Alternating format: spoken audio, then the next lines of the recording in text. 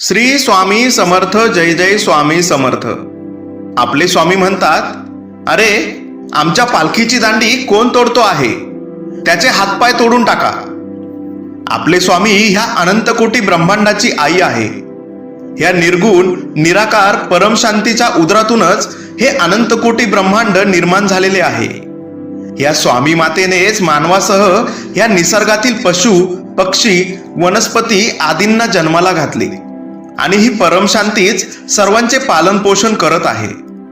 या मातेचे आपल्या बाळांवर खूप प्रेम आहे आणि तिने अक्कलकोटमध्ये लीला करत असताना वेळोवेळी याची समज दिली। असेच एकदा स्वामी महाराजांची स्वारी गणपतराव जोशी यांच्या घरात बसलेली होती। स्वामी महाराज गणपतराव जोशी यांच्या सोप्यावर स्वस्वरूपानंदात रममान झालेले होते। जोशी यांच्या अंगणात कडुनिंबाचे झाड होते। त्यावेळेला घरात जरा आवरासावर सुरू होती।